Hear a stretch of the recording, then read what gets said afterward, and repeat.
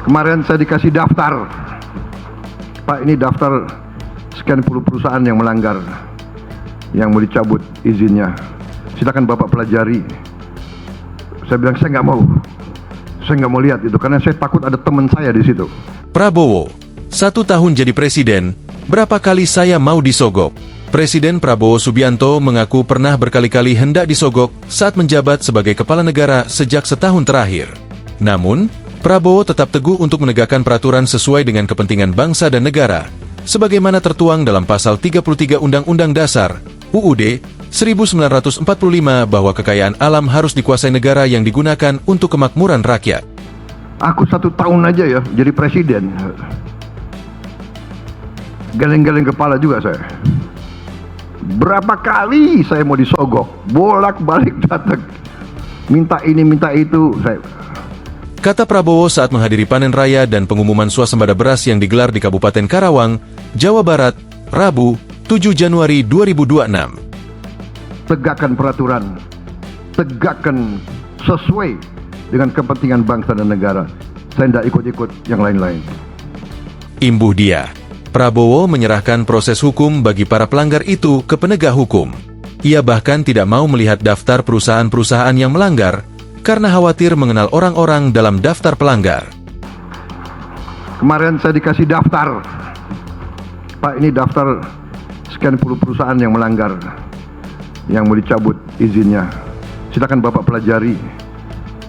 Saya bilang saya nggak mau lihat itu karena saya takut ada teman saya di situ. Ucap Prabowo. Prabowo tidak ingin terkecoh maupun terpengaruh karena melihat daftar nama tersebut. Terlebih, jika ia mengenal pengusaha yang melanggar aturan. Iya kan? Nggak enak, bisa terpengaruh saya. Begitu lihat daftar, aduh teman saya. Begitu lihat, ini Gerindra lagi. Jadi lebih baik saya nggak lihat, saya nggak mau tahu. Jadi kalau yang dicabut ya salahkan aja Jaksa Agung, ya kan? Seloroh Prabowo. Prabowo hanya menyampaikan pesan sederhana untuk para penegak hukum kepada pelanggar. Jika benar mereka melanggar, maka harus ditindak. Menurut Prabowo, makna dalam pasal 33 UUD 1945 sudah jelas tanpa perlu ditafsirkan.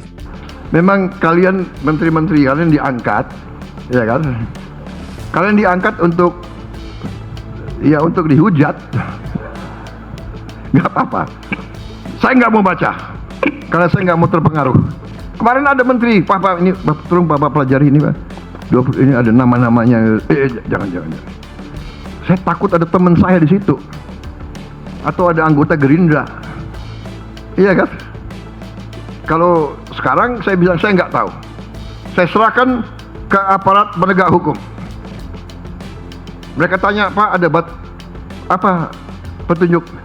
Yang melanggar tindak sederhana. Bumi, air dan semua kekayaan yang terkandung di dalamnya dikuasai negara dan dipergunakan sebesar-besarnya untuk kemakmuran rakyat. Bahasa Indonesia nggak usah ditafsirkan. Undang-Undang Dasar 45 pasal 33 jelas. Nggak usah ada penerjemah. Bumi dan air dan semua kekayaan yang terkandung di dalamnya dikuasai negara dan dipergunakan sebesar-besarnya untuk kemakmuran rakyat. Apa yang kurang jelas? Yang tidak paham, keluar aja dari jabatan, segera mundurkan diri. Banyak yang bisa gantikan, saudara-saudara, ya. Nggak usah takut. Anak-anak muda yang baik-baik itu mau berjuang untuk kebaikan. Tandas Prabowo. Download Tribun X sekarang. Menghadirkan lokal menjadi Indonesia.